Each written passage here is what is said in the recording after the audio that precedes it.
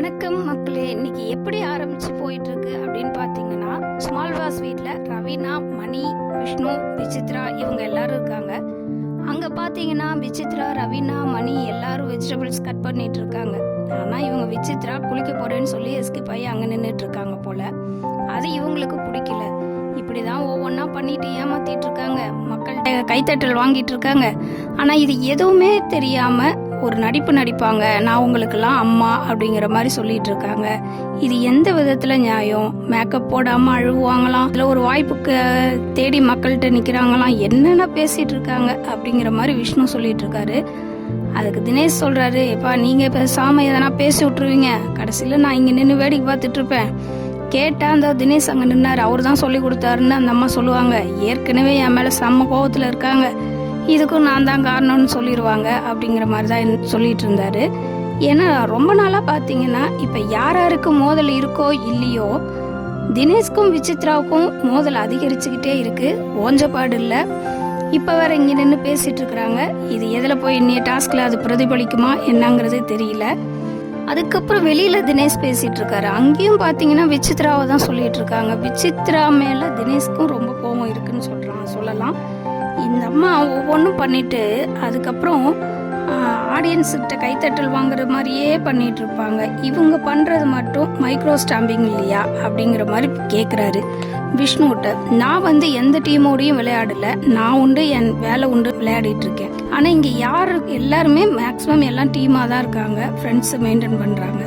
நான் தனியா தானே விளையாடுறேன், என்ன ஏன் இவங்களுக்கு பிடிக்கல, என்ன ஏன் எப்ப பார்த்தாலும் வம்புழுக்கிற மாதிரியே பேசிட்டு இருக்காங்க விசித்ரா அப்படிங்கிற மாதிரி தான் அவரும் புலம்பிட்டு இருக்காரு தினேஷும். பிக் பாஸ் வேற இன்னைக்கு டிக்கெட் டு ஃபினாலே டாஸ்க ஆரம்பிக்கிறதா சொல்லிட்டாங்க. இத்தனை சீசன்ல இல்லாத மாதிரி ஒரு வித்தியாசம் என்னன்னா, 10 போட்டியாளர்கள் உள்ள இருக்காங்க. வித்தியாசமா இருக்கு, எப்படி நடத்த போறாங்கன்னு தெரியல. 10 பேரை வச்சு இந்த தடவை ஆரம்பிச்சிருக்கிறாங்க. இந்த டாஸ்க அர்ச்சனா, விஜய் விளையாடல, அவங்க ஜட்ஜா இருக்கிறாங்க. மீதி எல்லாரும் விளையாடுறாங்க. ஃபர்ஸ்டே பார்த்தீங்கன்னா மணி, விஷ்ணு எல்லாம் பிளான் பண்ணிக்கிறாங்க. நம்ம இந்த தடவை விட்டே கொடுக்கக்கூடாது அப்படிங்கிற மாதிரி. விஷ்ணுலாம் ஒரு கட்டத்தில் பொங்கி எழுந்து சொல்கிறாரு, பூர்ணிமாவை அப்படியே விட்டா ஒன்றும் புரியாமல் ஒரு கட்டத்தில் நின்றுவாங்க. ஆனால் மாயா அப்படி கிடையாது, ரொம்ப கிளவராக கேமை ப்ளே பண்ணுவாங்க. அது மட்டும் இல்லாமல் பூர்ணிமா மாயாகிட்டேயே என்ன பண்ணலாம் அப்படிங்கிற ஆலோசனையை கேட்டுக்கிட்டு கடைசியில் மாயாவையே கவுக்க கூட திட்டம் போடுவாங்க. அந்த மாதிரி ஆளு தான் பூர்ணிமா. மாயாவை கூட நம்மளாம் பூர்ணிமா இந்த இடத்துல நம்பவே கூடாது அப்படிங்கிற மாதிரி சொல்லிட்டு இருக்காங்க. ஆனால் எப்படியாவது ஜெயிக்கணும் அப்படிங்கிறதுல விஷ்ணுவும் தெளிவாக இருக்கிற மாதிரி பேசிட்டு இருக்காரு. மணியும் பார்த்துக்கலாம் விடு விடு அப்படின்னு பேசிட்டு இருக்காங்க. ஆனால் இவங்க பேசிட்டு இருக்கிறத அந்த பக்கம் பார்த்தா கிச்சன்ல இருந்து பாத்திரம் தேய்ச்சிட்டு மாயா பூர்ணிமாவும் இதை கவனிச்சிட்டு இருக்காங்க. ஆனால் இது தெரியாமல் இவங்க 2 பேரும் பேசிட்டு இருக்காங்க. மாயா சொல்றாங்க, இவங்க 2 பேரும் டீம் போட்டு இப்போதான் பிளான் பண்ணவே ஆரம்பிச்சு எப்போ ஜெயிக்க போறாங்க, பிளான் பண்ற நேரத்தை பாரு அப்படிங்கிற மாதிரி சொல்ல, அதுக்கு பூர்ணிமா சொல்றாங்க, விடுங்க வெளியே துரத்திடலாம், ஜெயிச்சிடலாம், எப்படியும் நம்ம அவங்களா ஒரு ஆளே இல்லை அப்படிங்கிற மாதிரி முடிவு பண்ணிக்கிட்டு பூர்ணிமா ரொம்ப நெக்கலாக தான் பேசிட்டு இருக்கிறாங்க. டாஸ்க்கு வர்றப்பதான் பூர்ணிமா நிலைமை என்ன ஆக போகுது அப்படிங்கிறது தெரியும். இதில் பார்த்தீங்கன்னா மாயா வேற இப்போ என்ன சொல்ல ஆரம்பிச்சிருக்காங்கன்னா, நான் ஜெயிச்சிருவேன், அப்படி ஜெயிச்சேன்னா 50 லட்சத்தை நான் எல்லாருக்கும் கொடுத்துருவேன், என்னோட சம்பளம் மட்டும் இருந்தால் போதும் அப்படின்னு சொல்லிட்டு விளையாடிட்டு இருக்காங்களாம். யாருங்க விட்டு கொடுப்பா, ஜெயிச்சா அவங்கவுங்க அமௌண்ட்டை அவங்கவுங்க தான் எடுத்துகிட்டு போவாங்க. அதுக்கு தான் இங்கே உள்ளே வந்திருக்காங்க. இதை மாயா ஏன் இப்படி பேசிகிட்டு இருக்காங்க, எல்லாரையும் பிரெயின் வாஷ் பண்ணிட்டு இருக்காங்க அப்படிங்கிறது தெரியல. விஷ்ணு அதை தெளிவாக புரிஞ்சிட்டு சொல்கிறாரு, வெளியில் போய் ஒரு 1000 ரூபாய் கடன் கேட்டால் கூட யாரும் தரமாட்டாங்க, நீ யாருன்னு கேட்பாங்க, ஆனால் உள்ளே 50 லட்சத்தை விட்டு கொடுப்பேன்னுலாம் போய் பேசிகிட்டு இருக்காங்க அப்படிங்கிற மாதிரி மணிகிட்ட சொல்லிட்டு இருக்காரு. மணியும் அதுக்கு சொல்கிறாரு, இதெல்லாம் தேவையில்லாத பேச்சு தான், பார்த்துக்கலாம் விடு விடு, நம்ம பேசுகிறத விட டாஸ்கில் ஜெயிக்கணும் அப்படிங்கிற மாதிரி பிளான் பண்ணுறாங்க. இவங்க இந்த பக்கம் பிளான் பண்ணால் அவங்க பூர்ணிமா, மாயா அந்த பக்கம் பிளான் பண்ணிட்டு இருக்காங்க. இது எப்படி போகுன்றது தெரியல. ஃபர்ஸ்டே பார்த்தீங்கன்னா நிக்ஷன், மாயா, விஷ்ணு தான் விளையாட ஆரம்பிக்கிறாங்க. இதில் பார்த்தீங்கன்னா நிக்ஷன் அவுட்டு. ரொம்ப முயற்சி பண்ணி எப்படியாவது ஜெயிக்கணும்னு நினச்சிட்டு இருந்தாப்புல, ஆனால் நிக்ஷன் அவுட்டு. அதுக்கப்புறம் பார்த்தீங்கன்னா இந்த இடத்துல மறுபடியும் தினேஷ்க்கும் அர்ச்சனாவுக்கும் மோதல ஆரம்பிச்சிருச்சு. ஏன்னு பார்த்தீங்கன்னா அங்கே மணியும் விஷ்ணு விளையாண்டுட்டு இருக்காங்க. தினேஷ் இங்கே உட்காந்துட்டு அவங்க ஜெயிக்கணும் அப்படிங்கிறதுக்காக இவர் பேசிகிட்டு இருக்காரு, நல்லா பண்ணுங்க அப்படிங்கிற மாதிரி சொல்லிட்டு இருக்காரு. சொல்லிட்டு இருக்காருங்கிறத விட ஆர்வத்தில் கத்திட்டு இருக்காரு. அது வந்து அர்ச்சனாவுக்கு பிடிக்கல. ப்ரோ ஏன் ப்ரோ இப்படி கத்திட்டு இருக்கீங்க, நீங்கள் ஏன் டீமுக்கு சப்போர்ட் பண்ணிட்டு இருக்கீங்க அப்படிங்கிற மாதிரி கேட்க, அதுக்கு இவர் சொல்கிறாரு, நான் டீமுக்கு சப்போர்ட் பண்ணல, எனக்கு பிடிச்சவங்களுக்கு நான் சப்போர்ட் பண்ணுறேன் அப்படின்னு சொல்லிட்டு இருக்காங்க. அர்ச்சனா அந்த இடத்துல கொஞ்சம் கோவப்பட்டுட்டு இருக்காங்க. பக்கத்தில் பார்த்தீங்கன்னா அதுக்கு முன்னாடி விசித்ரா கத்திட்டு இருப்பாங்க, மாயா பூர்ணிமா வெல் பிளேன்னு. அது இவங்களுக்கு புரியல. ஆனால் தினேஷ் சொன்னது மட்டும் அர்ச்சனாவுக்கு கேட்டுருச்சு.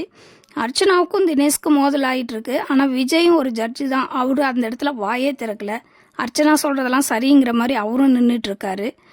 ஒரு கட்டத்தில் பார்த்தீங்கன்னா தினேஷ் ரொம்ப டென்ஷன் ஆகிட்டாருன்னு தான் சொல்லணும். ஏன்னா அதுக்கு முன்னாடி ஒன்று விசித்ரா பண்ணியிருப்பாங்க. தினேஷ் விசித்ரா எல்லாரும் விளையாடிட்டு இருப்பாங்க, பூர்ணிமா எல்லாம். அந்த இடத்துல விசித்ரா வந்து தினேஷ் அவுட் ஆனதை இவங்களோட கோல்டன் முயல் போனாலும் பரவாயில்ல, அவரு தோத்துட்டாரா அப்படின்னு கேட்பாங்க அந்த இடத்துல விசித்ரா. அது ரொம்ப கோவத்தை உண்டு பண்ணியிருக்குன்னு தான் நினைக்கிறேன் தினேஷ்க்கு. உங்களோட கேமை விளையாடுறத விட்டுட்டு அடுத்தவங்க தோத்தாங்களான்னு கேட்குறதெல்லாம் ரொம்ப தப்பாக இருக்குது. நீங்கள் ஜெயிச்சிங்களா அப்படிங்கிறது தான் மீன் பார்க்கணும். நீங்களும் தோத்துட்டீங்க, அவரும் தோத்துட்டாரு. இதில் அவர் தோத்துறத சந்தோஷப்பட்டு விசித்ரா பண்ணது இன்னும் தினேஷை கோவப்படுத்தியிருக்கலாம். அந்த இடத்துல போய் அர்ச்சனா வேற அப்படி கேட்ட உடனே இன்னும் டென்ஷன் ஆகி அவர் ஒரு இடத்துல சொல்கிறாரு, தலை தோனிக்கு விளையாடுறப்ப 6 வேணும்னு எல்லாருமே கிளாப் பண்ணுவோம், அதுக்குன்னு அது தப்பாயிருமா? அந்த மாதிரி தான் எனக்கு பிடிச்சவங்களுக்கு நான் கிளாப் பண்ணுறேன், உங்களுக்கு என்னம்மா இதில் பிரச்சனை அப்படிங்கிற மாதிரி தினேஷ் கேட்குறாரு. தினேஷும் இந்த இடத்துல ரொம்ப கோவப்படுறாரு. அர்ச்சனாவும் தேவையில்லாததான் பேசுகிறாங்க. விசித்ராவை கேட்டுட்டு தினேஷை கேட்டிருந்தா அது கரெக்டுன்னு சொல்லலாம். அது எப்படி ஓரபட்சமாக விசித்ராவை விட்டுட்டு தினேஷை மட்டும் இவங்க கொஸ்டின் பண்ணலாம்? அந்த இடத்துல அது ரொம்ப தப்பாக தான் தெரியுது. அடுத்து பார்த்தீங்கன்னா யார் விளையாடுறாங்கன்னு பார்த்தா விஷ்ணு மணி ஒரு டீம், பூர்ணிமா மாயா ஒரு இதில் நின்றுட்டு இருக்காங்க. ஏற்கனவே உள்ளே பேசிகிட்டு இருந்தது விஷ்ணுவும் மணியும் பேசிகிட்டு இருந்ததை மாயா பூர்ணிமா கவனிச்சிருக்காங்க. பூர்ணிமா அந்த இடத்துல சொல்லியிருக்காங்க, இந்த தடவை அவுட் பண்ணி எப்படியாவது வெளியே அனுப்புகிறோம் அவங்கள அப்படிங்கிற மாதிரி. அதுவும் மணியை விட விஷ்ணு மேலே ரொம்ப கோவத்தில் இருக்காங்க பூர்ணிமா அப்படிங்கிறது நல்லா தெரிஞ்சது. இப்போ பார்த்தீங்கன்னா டாஸ்க் விளையாட போகிறது பூர்ணிமா, மாயா, மணி, விஷ்ணு. இப்போ என்ன நடக்க போகுதுன்னு தெரில. எல்லாரும் வெறி கொண்டு இருக்காங்க. எப்படியாவது இவங்களை நம்ம தோக்கடிக்கணும், அவங்க இவங்களை தோக்கடிக்கணும் அப்படிங்கிறதுல தெளிவாக இருந்துட்டு இருக்காங்க. நல்லா தான் விளையாடிட்டு இருக்காங்க. பார்த்தீங்கன்னா பூர்ணிமா அவுட் இந்த இடத்துல. விஷ்ணு வேற ஃபர்ஸ்ட் வந்திருக்கிறாரு, செகண்ட் மணி வந்திருக்காரு, தேர்ட் மாயா வந்திருக்காங்க. கோல்டன் முயல் யாருக்கிட்ட இருக்குது அப்படின்னு பார்த்தீங்கன்னா நிறைய விஷ்ணுகிட்ட தான் இருக்குது. அவரோட முயலையும் விட்டு கொடுக்கல, எல்லாரோடதையும் எடுத்துட்டாரு. இதெல்லாம் பார்த்தோன்னா பூர்ணிமா என்ன ஆவாங்க? பூர்ணிமா சந்திரமுகியாக மாறிட்டு இருக்காங்கங்கிறத விட மாறிட்டாங்கன்னே சொல்லலாம். ஆரம்பிச்சிட்டாங்க அவங்க புலம்பல், கோபம், வன்மம் எல்லாத்தையும் கக்க ஆரம்பிச்சிட்டாங்க. கூட யாரை சேர்த்துக்கிட்டு கக்கிட்டு இருக்காங்கன்னு பார்த்தீங்கன்னா நிக்ஷனை. ஏன்னா நிக்ஷனும் தோத்துட்டாரு. 2 பேரும் சேர்ந்து இந்த இடத்துல இருக்காங்க. மாயா ஜெயிச்சதுனால அவங்க கொஞ்சம் ஒதுங்கியிருக்காங்க. பூர்ணிமா தன்னோட வன்மத்தை கக்க ஆரம்பிச்சிட்டாங்கன்னு தான் சொல்லணும். பூர்ணிமா இதை ஒரு பக்கம் பிரதிபலிச்சிட்டு இருந்தா நிக்ஷன் இதை வேற ஒரு மாதிரி பிரதிபலிக்கிறாரு. எப்படின்னு கேட்டிங்கன்னா தினேஷ்கிட்ட தன்னோட கோபத்தை வெளிப்படுத்திட்டு இருக்காரு. நீங்கள் ஏன் எல்லாத்துக்கும் சப்போர்ட் பண்ணிட்டு இருக்கீங்க, டீம் பிளே பண்ணுறீங்களா அப்படிங்கிற மாதிரி கேட்குறாரு. அதுக்கு தினேஷ் சொல்கிறாரு, அப்போ நீங்கள் பண்ணனது என்ன தம்பி அப்படின்னு கேட்குறாரு. அதுக்கு இவரும் விட்டு கொடுக்காம, அது எப்படி நீங்கள் மணி விஷ்ணு எல்லாத்துக்கும் சப்போர்ட் பண்ணிட்டு இருப்பீங்க அப்படிங்க. ஏன்னா இவங்க ஃபஸ்ட்டு ரவீனாவை அவுட் பண்ணி பிளான் பண்ணி தான் வெளியே அனுப்புனாங்க. ஒவ்வொருத்தராக இவங்க பிளான் பண்ணி தினேஷ் எல்லாருமே இப்படி பண்ணிட்டு இருக்கிறப்ப நிக்ஷன் வந்து கேட்குறதெல்லாம் ரொம்ப தப்பாக இருந்துச்சு. அப்போ இவங்க மாயா பூர்ணிமா கூட டீமில் இல்லையா? நிக்ஷனும் உள்ளே தானே இருக்காரு, எல்லாம் பிளான் பண்ணி தானே விளையாடுறாங்க. அப்போ ஏன் ஓரவஞ்சனையாக இப்படி பேசணும்? தினேஷும் விட்டு கொடுக்காத பேசிட்டு தான் இருக்காரு. இன்னைக்கு தினேஷ்க்கு தான் கட்டம் சரியில்லை அப்படிங்கிற மாதிரி எல்லாரும் தினேஷ்கிட்டயே வம்பு பண்ணிட்டு இருக்காங்க. தினேஷும் விட்டு கொடுக்காம எனக்கு பிடிச்சவங்களுக்கு நான் பண்ணிட்டு இருக்கேன், உங்களுக்கு பிடிச்சவங்களுக்கு நீங்கள் பண்ணிட்டு தான் இருக்கீங்க, அது உங்களுக்கே புரியாமல் பேசிகிட்டு இருக்க வேணாம், போ காத்து வரட்டும் அப்படிங்கிற மாதிரி பேசிகிட்டு இருக்காரு. விஷ்ணு தினேஷ் பேசிகிட்டு இருக்கிறத விசித்ரா அங்கேருந்து பார்த்துட்டு தப்பாக புரிஞ்சிட்டு இருக்காங்க. கூட யார் இருக்காங்கன்னா மாயா, பூர்ணிமா, நிக்ஷன் அவங்க டீம் தான் அங்கே இருக்காங்க.